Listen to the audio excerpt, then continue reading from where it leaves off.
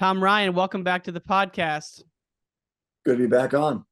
Congrats on the Hall of Fame. Look at the shirt, folks. So for the folks listening on audio, Coach Ryan's rocking the Wrestling Changed My Life shirt. I actually have the same one on. I saw that. Yeah, looks so good. That's awesome. They're comfortable. Definitely. Now, Hall of Fame class, I just saw that on the website. When did you hear about that? And congratulations. I think Thursday, maybe. That's awesome. Thursday, yeah. Thank you. Thank you. Yeah. I thought what an experience it's been here, Yeah, I mean, because I was looking at it, I'm thinking, all right, is it going to be like one of your guys? I'm like, oh crap, Coach Ryan made it. I mean, that's amazing and well earned. And I was thinking about this conversation. You know, the last time we talked a lot about your time at Iowa, but we never really talked about your time at IU and Hofstra. So I was hoping we could go back and talk about some of the early days before you got to Columbus. But before we start, let's just kind of talk about current events and what's going on. So are you going to be out at Fargo this week or what? A staff member will be. Yeah, we'll be represented out there. Nice. Did you ever wrestle at Fargo? Yeah, I did. Yeah. I lost to Matt Johnson, who ended up going to Iowa State in the All-American round. Really? Like representing 4-3 or something at 154, yeah. Representing Team New York? Team New York, yeah. I love it. Great event. Love Fargo. And when you did it, was it at Iowa City or Cedar Falls? It was Fargo Dome, Cedar Falls. Oh wow, yeah, been out there a long time. I know. I know now. There's other events that are huge and they're maybe a little bit more important. But I'm an old school. I like to think that it's as it used to be, and I still think it's an awesome tournament. Yeah, it is. Did you wrestle in it? I wrestled in it. Yeah, I did wrestle in it one time. Yeah, 98 pounds. I wrestled 103 as a freshman, cut down to 98 that summer, and it was horrible. And I did. I went 1-2. Team Illinois. Yeah, represent. No, as an Illinoisan, man, Fargo is just it's huge, and I'm so proud of what Team Illinois has done, and they put it together every year for great state. Great state for us. You just got one of my guys, Ben DeVino. Man, I'm excited. I can't say too much about it. We are recruiting him until it's until he's signed. It's not official. But, okay, I didn't. But we're allowed to say, we're recruiting him. Okay. Well, I can't. I don't know all the current rules, but all I can say is that, man, pride of St. Charles. It looks like he may be headed your way, and he's tough. So cool is I spent when I was at the University of Iowa. What's that? When I was at the University of Iowa over Thanksgiving, I would go see my aunt and uncle, and they live in St. Charles, Illinois. Yeah, my aunt. Okay. So I would go there. I would bring some of the guys in the team, and we'd go have dinner, Thanksgiving dinner there. So I spent some time there. So it's ironic that that's where he lived. Ironic. Yeah. And your guy Buzakas, who is there, I mean, the class you put together 2 years ago, or maybe it's technically 1 year ago. I get a little confused with all the COVID stuff still, but just a bunch of hammers. And Buzakas was one of those guys along with Mendez. I mean, Mendez, I love Mendez. He's great. I was looking at his bracket. He had to win 3 tiebreakers at the NCAAs on the backside. I think one of them was a blood round and maybe 2 were to keep going. But dude, what an animal! Yeah, he's a competitor. Yeah, definitely. But Buzakas was part of that class, and he's representing Team USA right now as well. Is that right? Correct. Yeah, the U20s. He's getting ready for that. He redshirted this year. He'll be at 133 this year, and we'll see what happens with Jesse. We move him up to 41 when he redshirts. We've got some options. But, and is Sammy coming back? Sammy's back. Yeah, we're not sure. I think Sammy will likely move up. So we're not sure quite yet, but we'll know the next week or so. Wow, what he wants to do. I was looking at an article today, like best Ohio State wrestlers of all time, and 4 of the 5 were under your tenure, and it was the only one who wasn't was Tommy Rollins, who was on this list. It was Snyder, Stieber, Nato, Miles Martin, and Rollins, not in that order. But I'm like, man, we're looking at a crop now though that could be some of the guys on that list in the next 5 to 10 years, if all goes well. Yeah, they're all committed guys. So as long as they stay healthy and continue to do what they've been doing, things look good for them.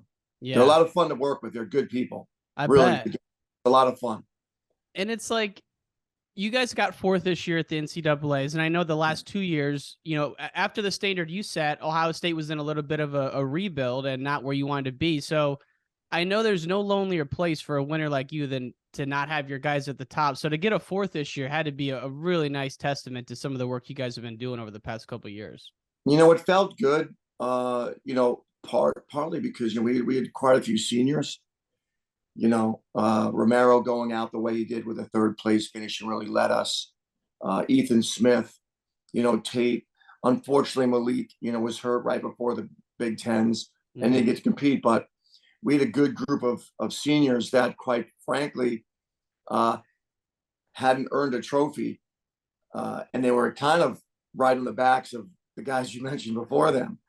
So it was good to see them really step up and wrestle well. And obviously Jesse and Dylan D'Amelio were two, really important pieces of us getting a trophy this year. And it's tough. It's competitive. Oh my God. To get, I mean, I don't know about other college sports, but college wrestling, the teams that are in that top 4, there can't be but 20 over the past 40 years. Yeah, I'd like to see that number. There aren't many. I mean, obviously only 12 teams have ever won it, right? Right. So only 12 have won it. Top 4. I mean, it's like football, right? You look at the Final Four in football. Since they've started that, I think there's maybe 7 teams that have actually been in the event. So it's competitive. Yes, definitely. And I look back at your guys' great run. 2016, you won it. What was the year that the Penn State duel was crazy and the Penn State team race was down to like a razor? 2017? Well, in 2018 in Cleveland, if Miles wins, we win, right? The wild thing about that particular year, Penn State had 5 returning champions, and I thought we had a better team than them. Overall, I thought we were going to win. I felt like we had enough horsepower up and down the line of it. We were going to win. And the way the point system, the way this thing was working is, if Miles beats Nickel, Kyle Snyder walks on the mat and we're 3 points down, and he's got to beat Kuhn. If he wins, we're national champs by 1 point. It's a 4-point win in the finals. I mean, that's the way this was going. I mean, that is exact math. Coach Jaggers is a bracketologist and a point expert. And going into the finals, that's the way it was. And looked like we had Bo in a pickle. Bo Nickel, we had him in a pickle. Yeah. And he, yeah. No fun. And he hit the old reverse cement mixer and caught us. And that sealed the tournament for them. But if we win that match, we had plenty of chances. It wasn't that match. We had plenty of chances to win. I think that was the most points ever scored for a second place finish. And history. And those two had a little history, because didn't he stick Bo like the year before? Well, he caught him in a beautiful throw. I mean, I think Bo might have knee tapped him, and Miles's feel was just incredible. He felt it. I mean, most people would have been on their back in that situation. Miles just kind of used momentum, went with it, and it ended up hitting Bo with a 6-point move there, and really separated the scoring in the match, and ended up winning. That was Miles's freshman year, true freshman year. I think he may be only one of 9 or 10 to win it. You might have those numbers, but I had this on the wall downstairs. I could look, but I think there's not many men have come out of high school and won the national championship. Man, and not to Miles is special. So he didn't pin him. He put him on his back for 6 and then won the match. Okay, that's right. Yeah. Yeah. But and to do it at a big boy weight too. Whew, that's crazy. God. Yeah, he was a 74-pounder at the time, his true freshman year. He was a true freshman that year. Where was he out of in high school? He's Maryland. Maryland, okay. Wow, you got 2 out of Maryland. Yeah, both those guys were 2 of the best ever out of Maryland, yeah. I mean, geez. And you mentioned Coach Jaggers. Now, was he one of the guys you recruited, or was he already there when you got to Columbus? Coach Jaggers was here. He had 2 years left, 2 or 3 years left. Okay. Yeah. Was he doing the bleach blonde hair at that time, or was that only for the? Jaggers has always been cool. Man, he's always been a trendsetter, man. Now he's big into the country music. Man, it's funny. My brother and I ended up going to the Big Tens at Rutgers with one of his coworkers who's an Ohio State group. So ever since then, I've been in this group text with all these Ohio State fans, and they always they're all Ohio guys, and they're like, dude, Jaggers was the coolest guy in high school, bleach blonde hair. Like everyone has stories about Jaggers as a high schooler. And, he's got a lot of friends. He's a good person, man. Oh, he's been in more weddings than I know people. I mean, this guy is yeah, he's got a lot of buddies. He's got, he's obviously got his coaching staff group chat. Then he's got this friend group chat and this friend group chat. Man. Yeah, Jay's a good guy. When you see people like that, I have like 3 friends total. So when you see people who've been in like 12 weddings, I'm like, I don't even get that. I'm amazed by it, truly. Yeah. So who else was here when you got here? When I say got here, was it 05, 06? So 05, yeah, 05, 06. We had JD Bergman was a total stud. Oh yeah. Lance Palmer was an incoming freshman. Reese Humphrey. Oh, Reese Humphrey I think Reese had 2 or 3 years left. Okay. And then of course, when I left Hofstra, Pasillo came with me, and that really helped. Helped us. We were second. I think we were ninth, and then second. We had a lot of talent, hardworking guys. I didn't realize he came with you from Hofstra. Yeah, the only reason why Mike was released, and I don't know where the conversation will go today. Let's go. But yeah, so back in the day, you had to be released. If you're going to leave one school and go to another. Well, I did not want to decimate Hofstra when I left. I thought we could win the Nationals there the year I left. That's how good the team was. I felt we were loaded with talent up and down the lineup. I think they ended up 5th or 6th, but Pasillo left. Okay.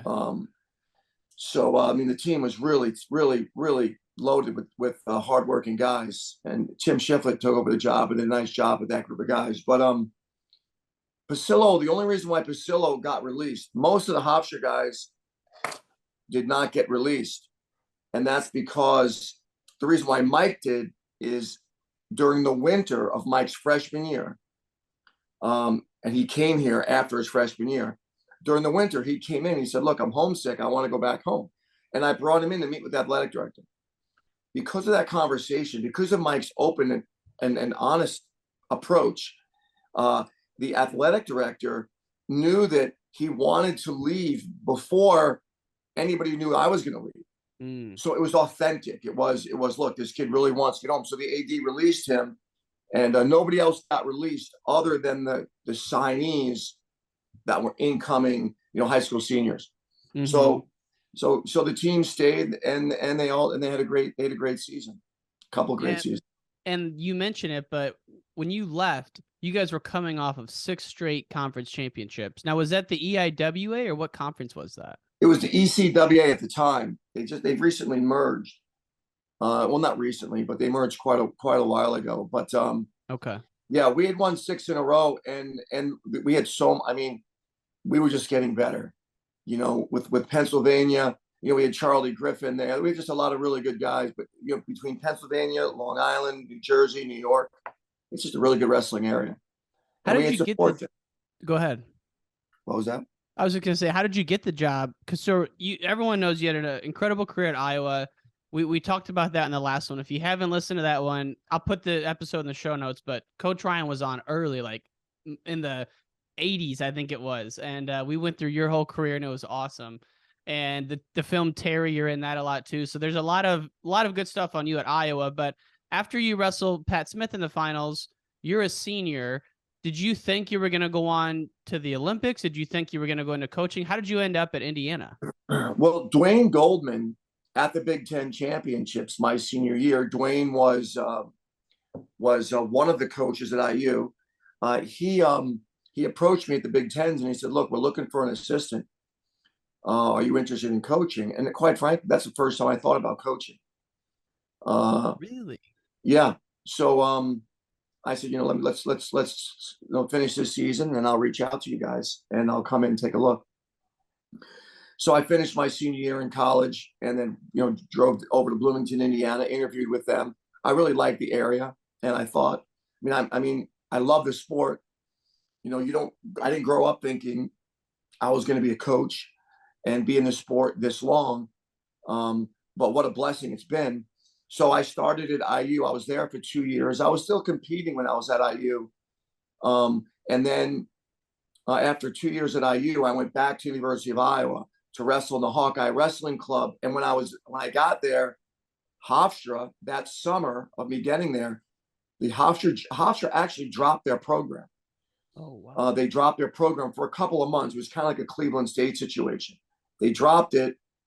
A really supportive alumni in the area named Joe Margiotta rallied the troops. Joe grew up in a high school where wrestling was flourished.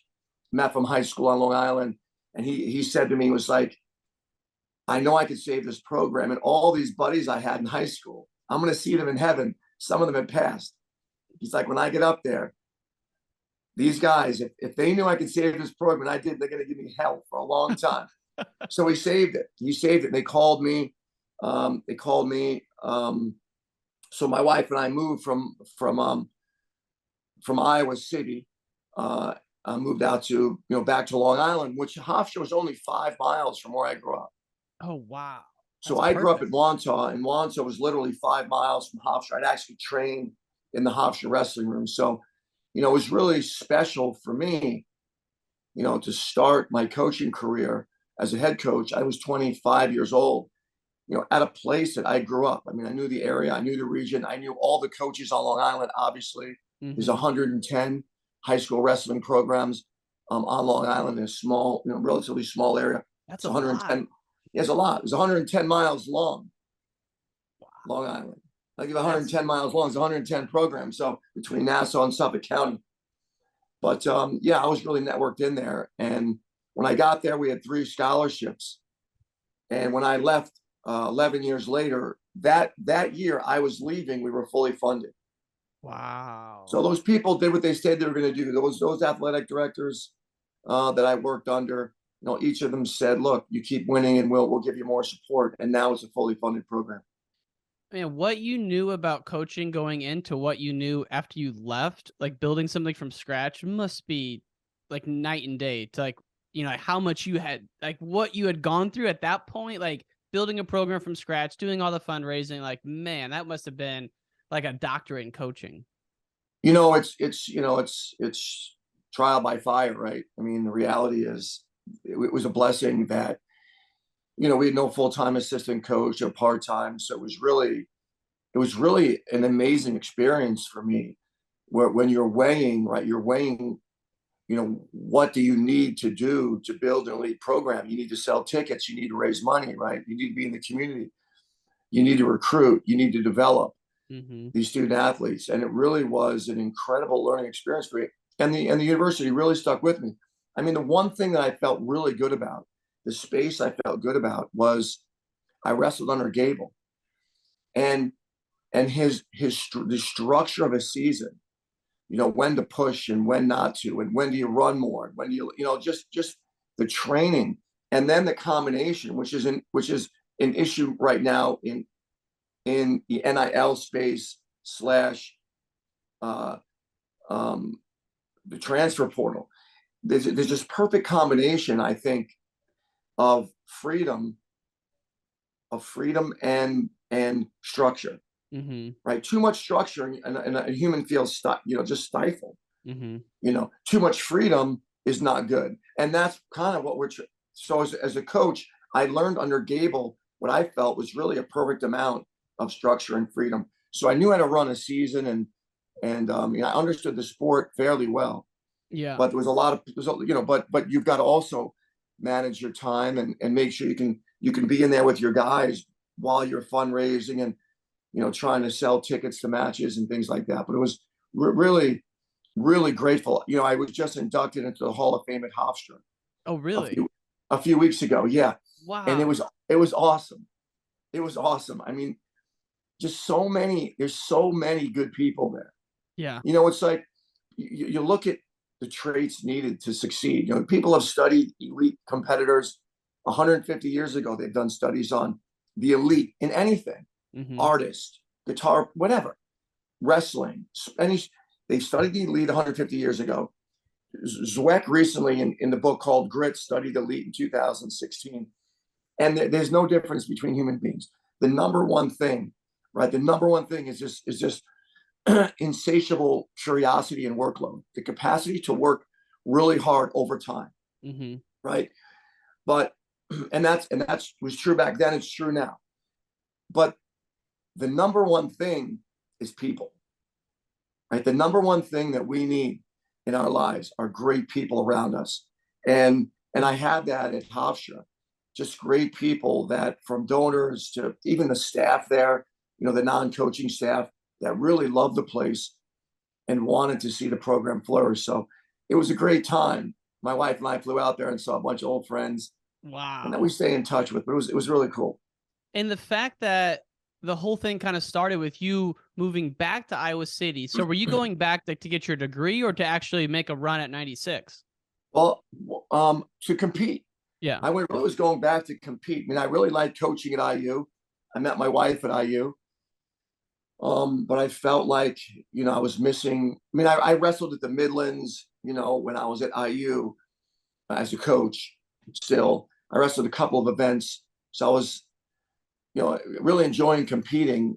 And then it was, let's get more, let me get more of a singular focus rather than coaching a lot of people. Let me just kind of focus on me here. Yeah. And my wife and I had 2 children, and we had a son in Iowa City. Jake was born in Iowa City. Yeah. And then it was like, I'm waiting on tables. And I was waiting on tables. No, you were. Yeah, I was waiting on tables. Yeah. And I was, the Hawkeye Wrestling Club, Gable was good to me. He was paying me, I think, $750 a month. But with a wife and 2 kids, $750 a month's a tough one. How did you pull $750?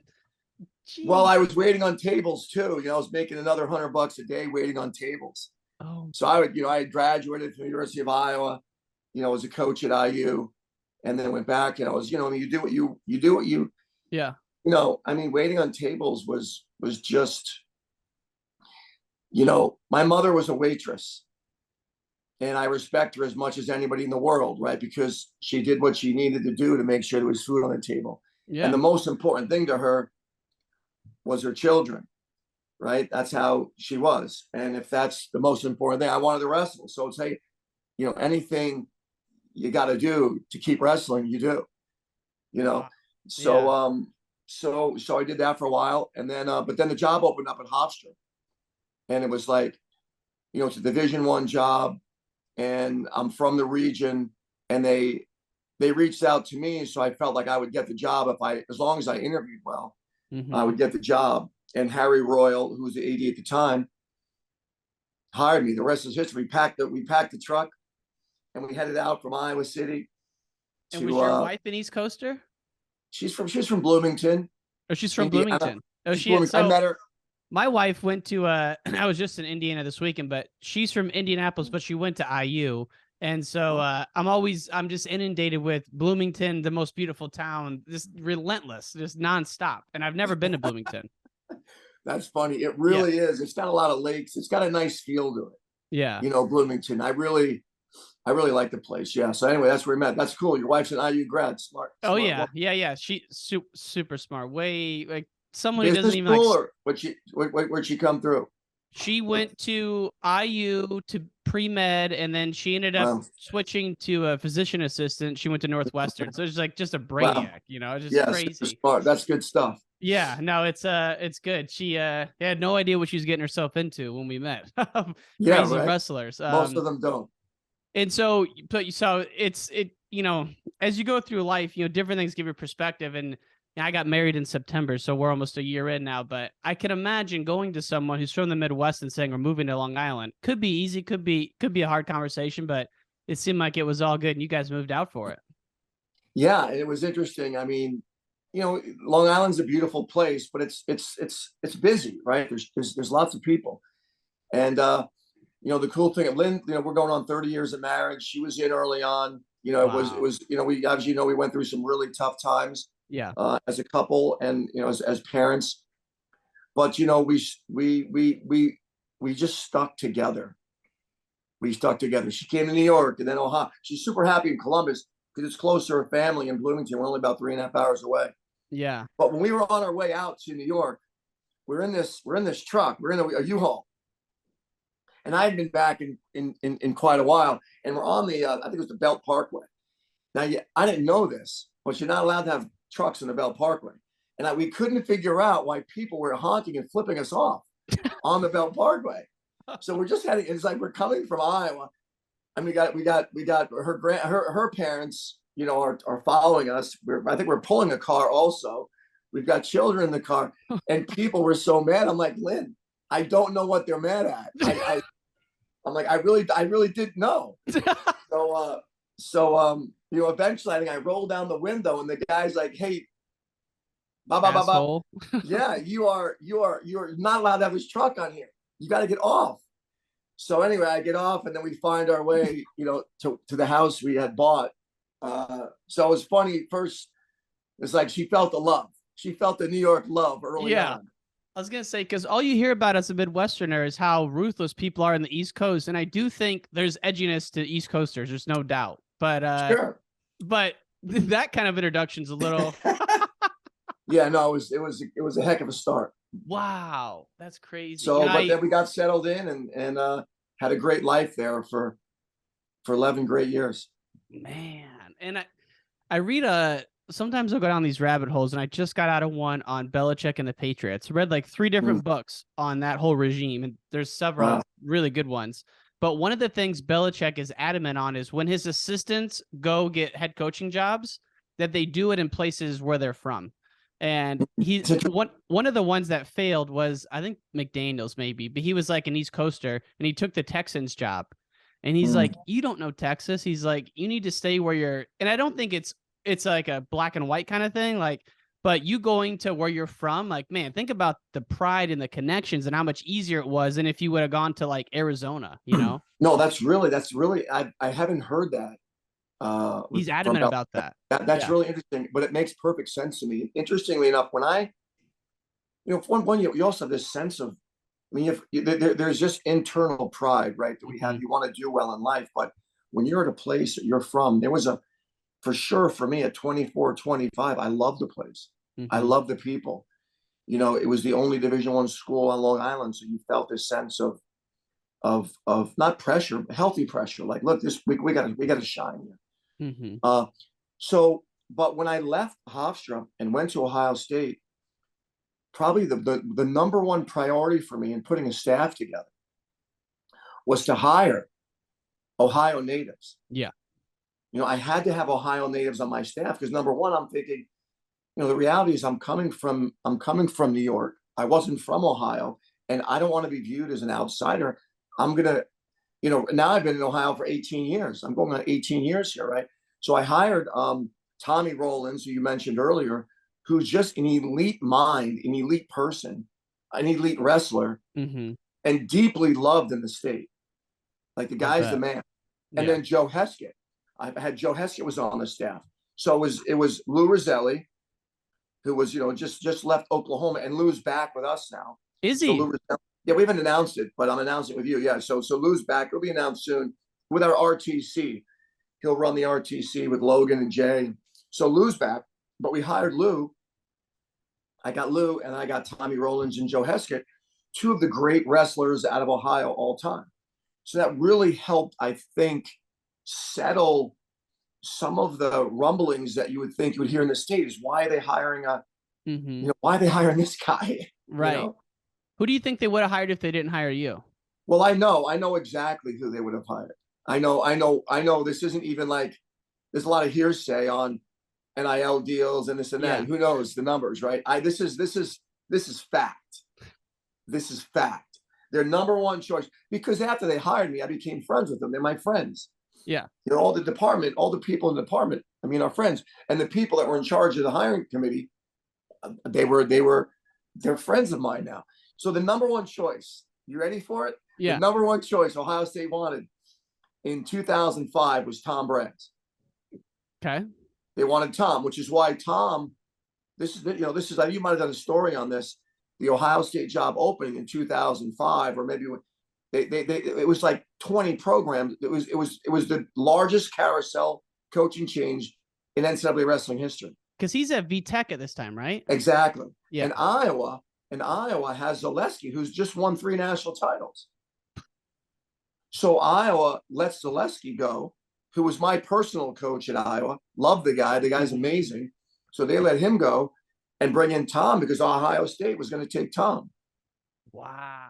Well, when that happens, so the second guy they wanted, number 2, was I was number 5.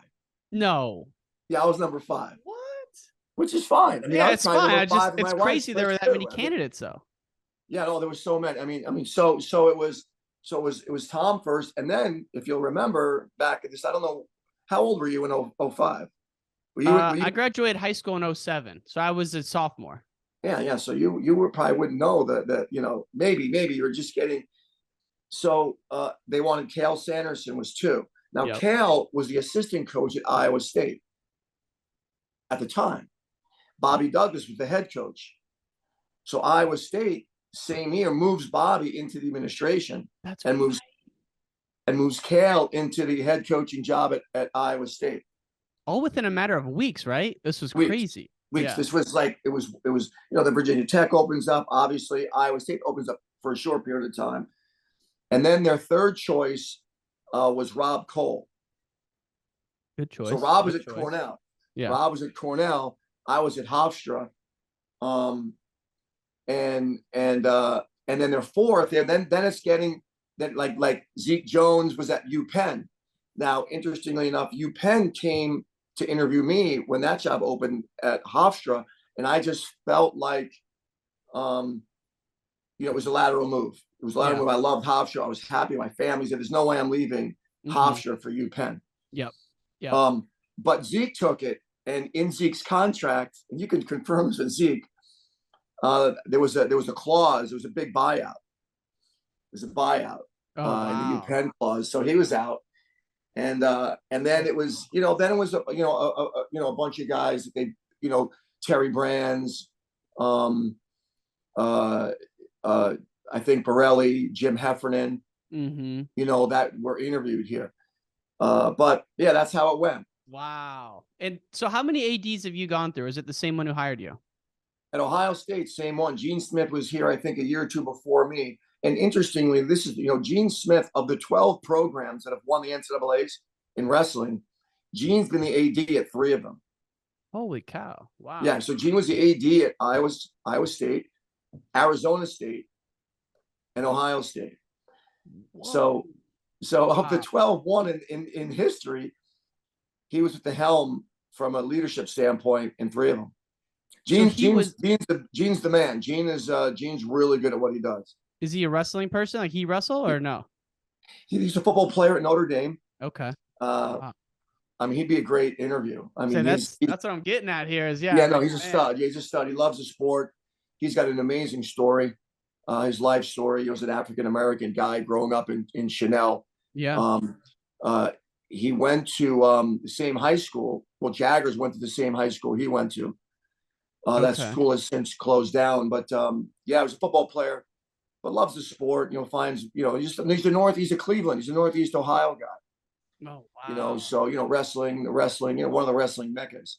That 88 Nationals, that Arizona State team that won with Bobby Douglas and Gabe was coming off of the Bill Kelly Penn and Penrith, like that 88 Nationals, that is its own, to me, like its own gem. Like that's such a cool thing and I'm so glad Coach Douglas got one there because he was close at Iowa State a couple of times. Yeah, and having to beat Gable was not easy. That Iowa dynasty was rolling, and we're all facing that now with Penn State's. They're not an easy group to beat. So yeah, no doubt about it. I mean, it's you mentioned Northeast Cleveland guy, but did you ever? You may know this guy. I'm sure you do. But one of my favorite Ohioans who wrestled, who's not involved with wrestling anymore, Luke Fickle. Did you ever hook up with him when he was in Ohio? He's the best. Luke and I still text.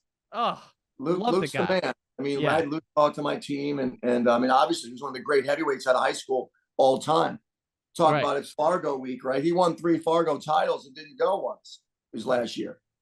And it's like, I love when people when they say that, like they actually were legit. It's not just looking back with like a nice lens. Like he actually like undefeated pinning people. Like he was legit. Luke Fickle was an absolute killer. Luke Fickle was so good. I mean, look, Luke Fickle started every single football game as a player, every game as a lineman. And he was, I think he wrestled at Ohio State. I mean, he wrestled here. I think his first match was against Kerry McCoy. It was Kerry McCoy. Yeah. It was, right? Yeah. I mean, they put him out there. Coach Hellickson put him out there. He just came off the football field. And he put him out there against McCoy, but he was incredible athlete. You know, he's really, when you talk to Luke, and you know, and he'd be a great interview as well. He's been on. Yeah, I have had him. Okay, I haven't heard that. I got to go back and listen to that. I didn't know you had him on. It was a while ago. It was a while ago, but I badgered him for a good 6 months, and these guys, I mean, you know how busy it is. And then he came on, and it was like we had 30. He stayed for an hour 10. I felt like it was just great, and it was just talking wrestling, man. I like, you know, I like the wrestling, but I also like the leadership, the how you do your 12-month plan, like all that stuff, because you know, when you're manning a football team, that's another level of organizing. So I was into all that kind of stuff, and I can't wait to see what he does at Wisconsin. I mean, in Chicago, there's so many, you know, it's a Big Ten melting pot, and I got friends at Ohio State, Michigan, but the Badger people are going crazy right now. Yeah, he's a great pickup. Yeah. He's a great pickup for them. And he's a wrestler at heart. I mean, he really is. He loves the sport. I mean, his foundational sense of workload and suffering. Yeah. Through the sport of wrestling, right? He tells a story about he's driving his kids home, and they're like, they lost a game or something, and he's like, "Why did you lose?" And they start talking about this player, that player, and he like pulls the car over. He's like, "This is why you boys need to be into wrestling. There's no blame." Like, he's hardcore with it. So we got to keep him in the wrestling world as much as we can, like, because he does love it. You know, he really does. Yeah, he does. Wow. Yeah. So, man, I think about all the great Ohio wrestlers. It's like, yeah, I mean, obviously Ohio, PA, Jersey, Illinois, like, and you're in the thick of it. So now when you go to the Ohio State tournament, do you feel like that's your state tournament, or is the New York State tournament always going to be your home Ohio. I mean, Ohio is, and you know, I think, you know, for us to contend for national titles, we've got to absolutely keep the best home. I mean, it's the number one priority for us, right? Yep. And that's just a non-negotiable for us, right? The best kids in Ohio need to stay here. So, I mean, and there's really good ones coming out right now. Really? Yeah, coming up. There's some superstars I can't mention, but I mean, you know, everybody knows who they are. We got to keep these guys home. So the key thing that I've seen is if you're in a state where they have these academies, like when I was coming up, Overtime was the place to be. Now there's Izzy Style, there's Seabolt, there's Pinnacle, there's Askren. Like, does Ohio have a couple of those? I'm not as plugged into that you've seen, but do they have, like, Steve has an academy, or? He stopped when we hired him full time. But I mean, there's some really, you know, high level wrestling regions. I mean, obviously you've got I mean, just St. Edwards is putting out a ton of talent. There's regions. Yeah. You know, you've got the club up there. Yeah. What's his face runs up there, up in Northeast Ohio. It's called Patty Gallagher came through it on drawing a play. Yeah. But there's so some much clubs, good wrestling in Ohio. But in Ohio, in general, you know, there's just a lot of good programs. Absolutely. A lot of good regions. So I don't know if there's one that it's like, you know, Strip Matters place. Yeah. You know, Young Guns, you know, the Seabolt Club. I don't think there's one, but, you know, Pursuit's doing a good job locally. Okay. In this region. So. And Coach, I gotta tell you, of all the things that stick out from our first podcast, even to this day, like once a month, I'll get an email from someone or a message. Hey, did Coach Ryan ever give you his 365-day plan? And I go, he didn't, but you're like the millionth person to ask me that. And two things I think about from that. One, I think you told me it's in your book, Chosen Suffering, right? A lot of it. It's actually, and I have, where's my, it's on my desk right here. It's Gable. It's from Gable. This is it. This is actually my packet. This is the packet that I gave to everybody on the hiring committee in 2005. It's been tweaked a little bit, but this is the packet. Oh, wow. That you took to the interview. Yeah, I took this to the interview. Everybody on the committee got. What are some of those tabs right there? The high level tabs. So one is profile, statement of purpose, program vision, 1 to 3 months, recruiting plan, compliance, student athlete guidelines, student athlete development, and then just summer annual training plan. Wow. So yeah, there's some of the things that I put together and gave a copy to each one on the committee, and I still have it. I still reflect on it. It's pretty interesting. Think about any person going into a job interview though. If they bring a binder, like regardless of what's in it, that's a point. But the substance in that and how much you went through, it's like, man, that's the kind of stuff I love about these conversations with you, is because you take definitely an executive approach. You would have been the best VP of sales in tech history, Coach Ryan, if that was the path you went. Well, you know, it's like you gotta have obviously you have to have a plan, right? I mean, you gotta have a plan. So, this was actually Alex Picasso. His name's on it. Alex was a student athlete. Oh, he was a stud. He was a student athlete. So on the committee, there were a couple of student athletes on the committee. He was one of them. Now how many rounds did they put you through? It was all day. Yeah. It was a phone call initially. Then I came in. It was all day, and it was really connections that got me the interview. It was people that I worked with, that worked with people in the past on the committee. Yeah. And it was the people that I knew calling the people that knew the people that are on the committee. It was that type of thing. And it's always people, right? It's always people and how you treat them. And because you never know. Relationships are the currency, right? It's like relationships are the currency, no doubt about it. It's just so crazy to see it come through. And you say that, and it's not like you're friends with someone so they can get you a job. It's the opposite. It's you're just doing the right thing, helping people. Yeah. You never know, Absolutely. Right. So when you even if rewind a decade back, let's talk about your first 3 years at Hofstra. I'm just curious. Did you ever have any of those moments where you're like, what did I get myself into? Or like, what were some of like the things that really jumped out? You're like, I got some work to do here. Well, I think we were maybe, I don't know if we won a match. I could look up history, but I don't think we won a dual meet. Because what happened, right? Remember, they dropped the program, right? So they dropped the program, and anyone that was, really good left. Yeah. Whatever they had, because they dropped it for a couple of months, and nobody knew at the time they dropped it, they were going to bring it back or not.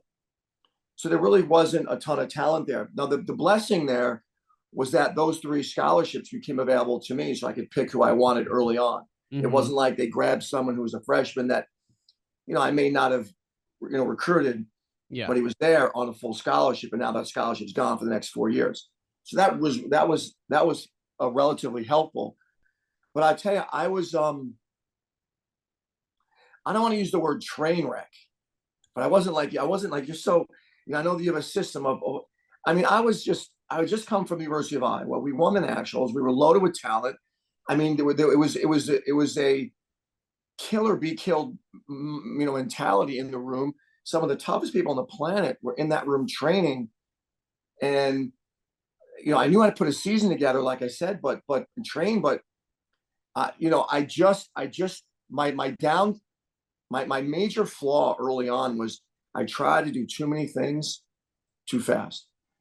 I just tried to be a master of so many things, and that was, it was just constantly doing things at 80%, 100% in my heart, but I just couldn't get it through fruition. But it started to change, with a couple big recruits, and it always takes a few, right? It's a few that are really the nucleus. And Eric Schmeezing was huge, and this Mazurko came early, and a couple other guys came early. But I think maybe year 1 or 2, Eric Schmeezing out of Minnesota came. He ended up being a couple-time All-American. Roman Flazer came from New Jersey, who both these guys were just tough as heck. Both of them, a couple-time All-Americans, at national semifinalists. Oh wow! And they both really got us going. So you're bringing in out-of-staters. Oh yeah, Jersey boy from Kittatinny. Yeah. Roman was a Jersey boy, and then Eric was a Minnesota kid just outside the city limits, St. Cloud, Minnesota. A couple times state champ. I watched him wrestle. He was like 119 pounder or something, and then he grew into a 49 pounder. He got really physical, but he was tough. He just kept moving forward. So we got it going with just a couple people, and then more came, and before you know it, we were really competitive. Yeah. Well, it's cool that when you left, you had a very conscious thought to not decimate the program, which is, I didn't even think about that. And I would just think that when you left, you're like, let's get everyone and take them with us to Columbus. But that was a different kind of time, I guess. I think that if we would have taken everyone with us, we probably would have won the nationals in eight and nine. We had some really tough guys that could have filled some holes, but it really was important to me. I love the place. Yeah. You know, and I think the conversation with the guys was simply, look, and you guys have something special here. You know, I was going through, I mean, obviously too, you know, we were going through, was probably the lowest time of my life. I was in a very bad place when I got the Ohio State job. On the surface, you know, they couldn't see that. I hid it very well. But, you know, we had just lost our son. How long had it been? You know, February 16, 2004, we're going just over a year, just a year earlier, you know, when I got the job. Yeah. So, February 16, 2004, in the following year, that June, I'm interviewing at Ohio State, and my house was a train wreck. Like, it was just, my marriage was, I mean, things just weren't good. I mean, obviously, again, I didn't portray that in the interview, and every day wasn't bad, but it was just hard. Life was really hard. This is my naivete, but so you're talking a year and a half almost later, and it's still rock bottom almost. Oh yeah. Oh wow. Yeah. Oh yeah. So we're and then to uproot a family and move is like, that's another challenge. Yeah, I mean, it was, that was a challenge, and it was, I think that was a blessing. I mean, listen, God's in the middle of this. I mean, there's no, there's no question about that. God is absolutely in the middle of everything that's happened in my life, right? You can, now I can reflect. I just finished an amazing book called The Language of God by Francis Collins, who is the man that uncovered the Human Genome Project. He was the head of the human. This guy is one of the great minds to ever walk on the planet. He's a genius. He's a savant. Genius. Understands science and human beings as well as anybody ever has. And the book takes him through his journey of atheism to what he believes now, and what he's learned about the human body and science and evolution. That's fascinating. And, yeah, it's a fascinating book. I mean, the guy you posted on your social media on Instagram. Is that the one you just posted? I did. Yeah. Francis Collins. Yeah. The head of the Human Genome Project. Looked interesting. Yeah. Yeah. It's a wild read when he talks about what he did and how hard it was, and the minds behind what he did. But there's still this element that you can't explain. Right. Right. There are things you just can't explain, and you explain them with God. Yeah. So we were just not in a good place. It was, we're a year out. And, I mean, anyone listening that's lost a child, a year is the first year is there's no words that you can explain to put year one. I mean, it's an explosion that's devastated everything in your life. And you're trying to decide, first patching your own life, and then the lives of your children, your wife, and other people, and you're just not thinking clearly. And I wasn't.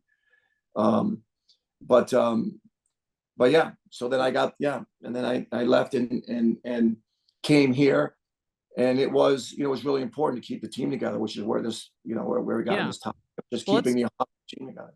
I want to just I appreciate I know this is a very sensitive subject for you, but if there is anyone listening who's going through rock bottom right now, how did you come out of it? Yeah, people. Yeah. So the first thing is when you're really low, we make emotional decisions, right? So we never make So one thing is just knowing that I'm at a low, and to not make emotional decisions on things. And surround yourself, right? When you're in rock. Listen, when someone said to me, it'll get better, quite frankly, I didn't know. Like, I can reflect back on that time and think, I don't know if life will ever get better. That's how much pain there was, the way he died, and just losing something you love so much that you have no control over. So in saving him. So the first thing is obviously no major decisions. Okay.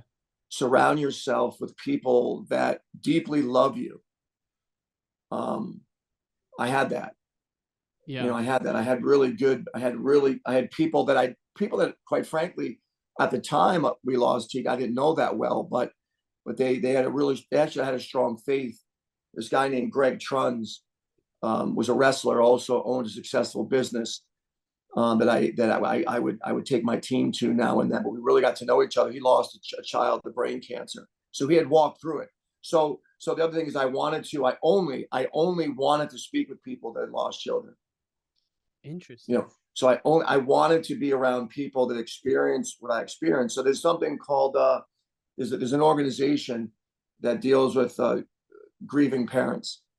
It's called I can't remember the name of it, which is pathetic, but I went once or twice, and I realized there were people there that had lost children 20 years ago and they hadn't moved on, and it scared me. They were still in this place of like disbelief. So I stopped going, and I started studying the scripture with a guy named Greg Truns in the morning. So, were you religious before that? No, I mean, I didn't know if there was a God or not. I just assumed there was a God. I was raised Catholic. Mom took me to church my brothers and my family, we went to church every week. But yeah, when you go to college, you get busy, and I just wasn't going to church. But I hadn't made up my mind whether or not God existed or not.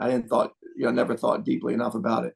Right. But I started to, and that became the single most important focus of my life. Is there a God, or is it just life? You come and go, and you impact those, and you leave. So that became without question the single.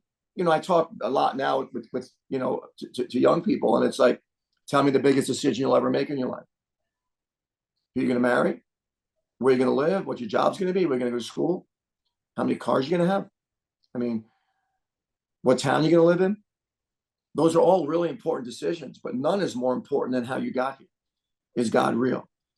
And there's, there's information on what car you're going to buy, or what job you're going to, what the best university is for you. There's plenty of information, whether he's real or not. It's just, typically we're all too busy, and it's kind of deep, and it's kind of deep. So anyway, wow. Yeah. So when you're in a hole like I was in, no major decisions, surround yourself with the people that love you and will tell you the truth.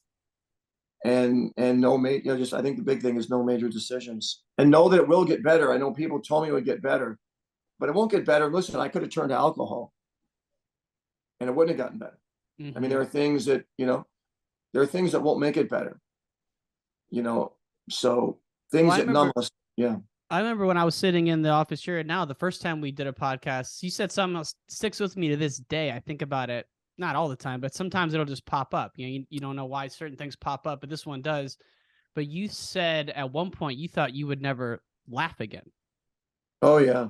Like that just, to me, it's like, man, if you ever think you're having it's all context, right? But it's like, that's what we're talking about here. So I appreciate you sharing that, because I think you never know who's listening, who's going through it. I mean, like you said, the people at Ohio State, they see you're coming in with your binder, you're excited, you're rah, but deep down you're going through some hell, and there's a lot of people out there who you don't even know what they're going through. So the only reason I bring it up is because I think it can definitely help people to hear that kind of thing. No, I think that's a great point. I mean, I got this, like you said, this fancy binder and things look good, but deep down, man, I was not in a good place. None of us. Yeah, but one step at a time, right? Yeah, and it's like, now when you look back, I know you're still involved with a number of causes, and it's just, to me, it's, I'll admit, Coach, I'm not someone who I would consider myself a religious person, but I'm not anti, and I just don't know enough. Right. I don't really know anything, so. Right. And I don't run around with religion. Like, I just believe it's more relational than anything. Religion, we know religion has caused wars, and it's been used to manipulate. And right, we know that it's been used, against mankind in many ways. But but despite that, it doesn't negate the fact that there's a God. Right. It's just, here's the analogy I heard, and in the book he said this. He said you're taking, sometimes clean water falls in a rusty bucket. And so God and his ways is clean and right and pure.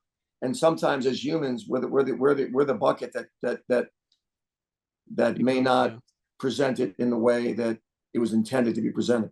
Well, I'll tell you now, this crop of wrestlers now over the last decade, these people are like they are all, a lot of them are very religious. They're all doing the right thing. It just seems like you look back at the 80s and nothing, you know, I love these guys. You look at Royce Alger, Randy Lewis, like these guys are freaking maniacs. Yeah. And maybe they were religious. I don't know. But, you know, maybe these aren't the guys you want your daughter marrying. These guys now, though, these guys are like straight edge, by the book. Doesn't matter if they're at your program, any of these, even like the Iowa guys now, where they're all very like good kids. You know, it's like there's been a big shift in the successful wrestlers, kind of what their personality and their characters like in the last 10, 15 years, maybe 20 years. Yeah, I mean, you know, a lot of the examples. You look at a guy like Kyle Snyder. You know, Kyle will say that, you know, he went to the training center. He left, and he's obviously, this guy's raised in a great family. His mom and dad are great people. I mean, his one brother is in the military with West Point grad. The other brother wrestled for me. You know, and the sister is just a rock star. This is a great home. Yeah. But you know, when you go out to the training center and guys are, you know, studying the Word of God, it's like, and they're guys that you want to emulate. There are guys that, you know, I mean, there's the power of example. You know, and what you're exposed to, quite frankly, right, will be reflected in the way you live your life. So there's a lot of that. There's a lot of there's a lot of really good guys that none of them are perfect, you know, but a lot of really good guys sharing the word, which is good, which is really good. Yeah, no, and it's just you know, it's an interesting time right now for our sport. You know, a lot of things make me excited, a lot of things make me nervous. The new rule changes are a little crazy to me.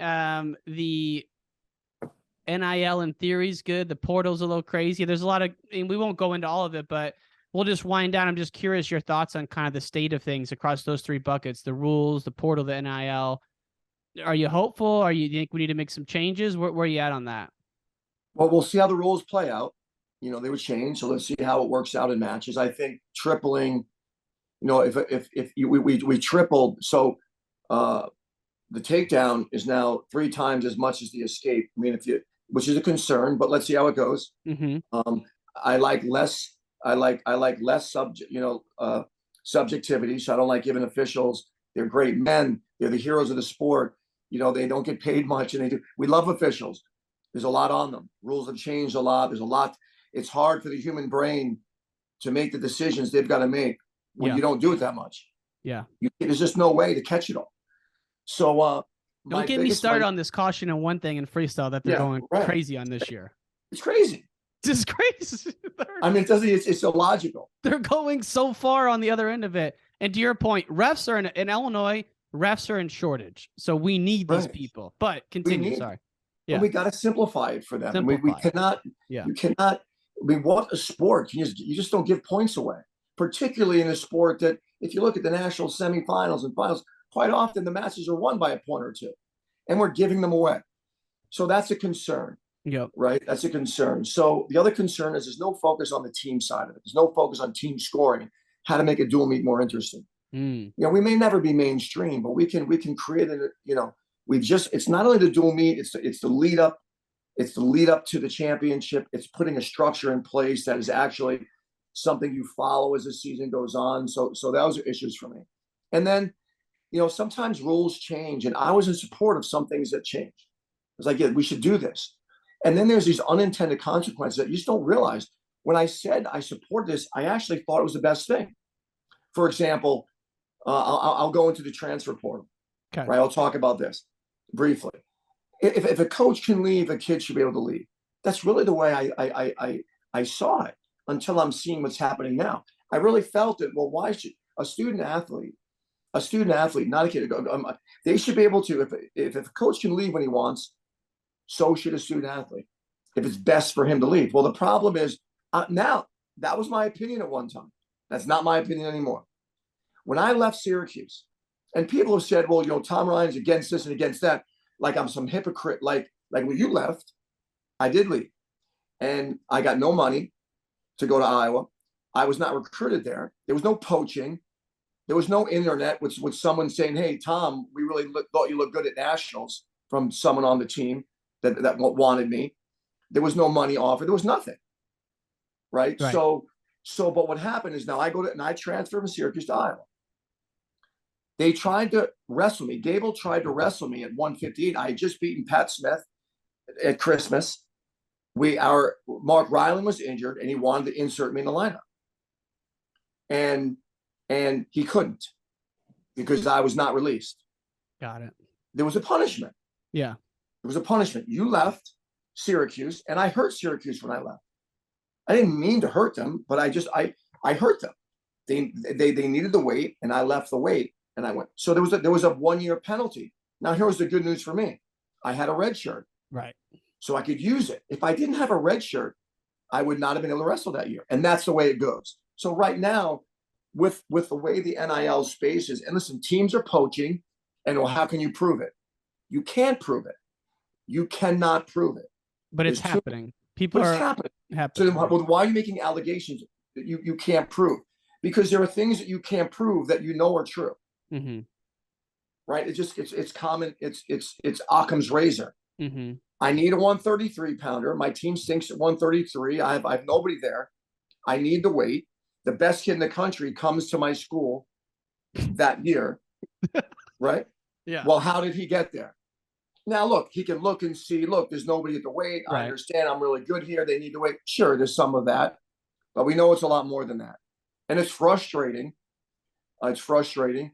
And so the rule I would go back to changing is no matter what, if you leave, you lose a year. No matter what. I don't care. And I don't care if your mom's sick or your dad's sick, or you have a commitment to a university, the coach is a commitment to you.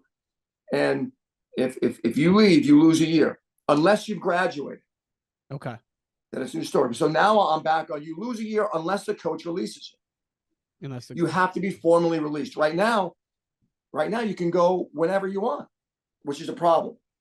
Now in football, you can go in the portal, I think like 2 weeks in December and a couple weeks in spring. Maybe I'm off on that. Is that the case in wrestling, or can you go? Yeah, there's a window.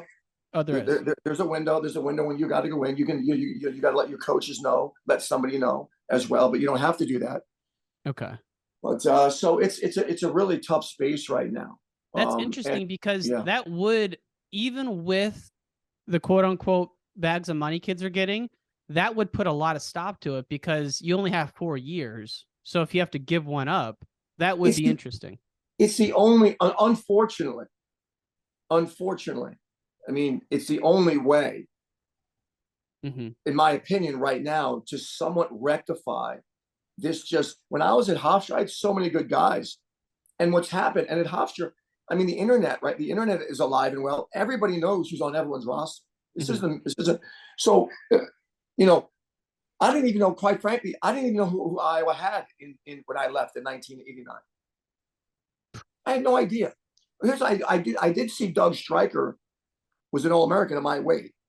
And I knew he was a sophomore because the bracket said SO next to his name. So he was a sophomore and I was a sophomore. He placed, I didn't. I knew that he was there. I didn't know who was there. But now, if you're elite level wrestler, you can look and see the teams that need your help. Yeah. Right? Totally. And if you can just leave on a whim, or someone calls your old coach and says, hey, he really looked good at nationals. Are you interested? I'm not saying that. But he looked really good. Well, isn't that enough? That's the seed. Yeah, exactly. You know what hurts is the one that comes to mind that kills me is the Minnesota 133. That killed me. But the ones that really hurt me are the mid majors. Your Hofstras. I mean, you guys would have been decimated by that. It would have hurt. I mean, it puts the onus on the coach to make sure that you're building a deep relationship, right? So there's some good to it. It's like, look, these guys, like I can't just, they got to feel my love. And you hope that love can outweigh a $40,000 offer to leave or a $50,000 offer to leave. So, yeah. So it's a challenging time right now. Yeah. And I would have never said this until I'm seeing what's happening. And we haven't had this problem. We haven't had anybody leave that we didn't want to leave. We don't have it. But I know that schools do, and I'm friends with coaches that are dealing with it. Oh, sure. And unfortunately, so you get the rest of the national tournament 3 years. If you want to leave, and you don't have a red shirt available, you're gonna lose a year. Right. That's interesting. It's because I'm with you with the first part of what you said. If the coach can leave, the athlete should be able to leave. A lot of 99% of people are on board with that, but then you start to see all these unintended consequences. And like you said, any rule has unintended consequences. Like in freestyle, I love the push out, but now we have this really awkward grounding where guys are dropping to their knees middle of the mat and they're getting pushed out. That's weird. No one could have foreseen that, you know? So, yeah, it's an interesting approach. And I've never really thought about it that way because, you know, I didn't realize this, but I had Matt Valenti on. He's an AD or associate AD. Sure. I didn't realize how nervous all these ADs are about the NCAA even being around 10 years from now. Like it's, you know, we think wrestling, maybe not being around, but these people are, you know, he mentioned to me, like, there's a lot of uncertainty right now at the NCAA level. Yeah. I mean, it's chaos. It's crazy, right? It's absolute chaos. Yeah. Wow. Well, I really go ahead, Coach. Yeah. No. So I would say I really appreciate you sharing that. And I was legitimately interested to hear your thoughts because I know you've talked about this before. So it's yeah, I think it'll be interesting to play out. The one thing I don't like I don't not like it, but moving the takedown from 2 to 3, like that hurts me a little bit because like moving the touchdown from 7 to 9, yeah, the points are going to go up in the game, but it doesn't mean the scoring sequences have gone up. You know? No, it's a concern. It's a concern. It's a real concern. The 3-point takedown. Some people think it's great. It's a concern. I mean, now you're you know, to me, an aggressive-minded person. I've said this on a couple of other interviews, but no rule has ever changed the desire that I had to score points. No, like you don't. There's certain things in life you don't rule into existence. Right. You know, and aggression, in my opinion, isn't one of them. I mean, it's funny you say that. I'm in software sales. Every quarter they roll out like a new thing, like, hey, we're really trying to push product B. So if you sell more product B, we'll give you 3x commish. And yeah, guys will take advantage of it. But if I'm in the heart of a deal, I'm going with product A instead of B. And it's like, so there's always people trying to make, you know, creating rules or incentives to gamify human actions. And it's like when it gets down to the crunch time, it's going to go out the window, you know? So right. And at what expense? I mean, now you're giving them three, you know, a passive-minded person or someone is not really an attacker. Now they're thinking, whoa, I'm going to be down by 2 if I get taken down. Let me be more careful, right? You know, with the aggressive, you know. So it's like, you know, the question is it does it warrant being 3 times as much as the escape, right? Like you said with football, and I don't know. It's a lot. Coach, let's wind down with 3 quick ones. Would you add a push-out point to college wrestling? A step-out point? Would I add a step-out point to college wrestling? No. You're shaking your head no. Okay, fair enough. Would you keep the writing time point? Yes. Okay. Last one, unrelated. What's the best book or YouTube video you've read lately? Maybe it's the book you just mentioned, but you're always about leadership. Yeah. You're digging in. Yeah. I mean, I really enjoyed Francis Collins. I just finished that book, The Language of God. That was really good. Yeah. I mentioned YouTube because I don't know when Flo did this. Flo followed you guys around when Logan was a senior. And one of the scenes is you're in your kitchen and you're watching America's Got Talent. And you just like watching performers. And I feel the same way. Like you see someone figure skating and they're the best. You take something out of it. Even if it's just something like that, you know? So I didn't know if you've been watching. No, it's still Instagram. No, Instagram. I like Instagram because you get these short clips of Simon Cowell, you know, with you know. Oh, yeah. The little kid, the 2-year-old that sits at the piano and all of a sudden he just starts playing this ridiculous song. Like, yeah, the human spirit is always good. Absolutely. Coach Ryan, thanks so much for coming on today. It's been a lot of fun. I really appreciate it. Yeah, good to be with you. Take care.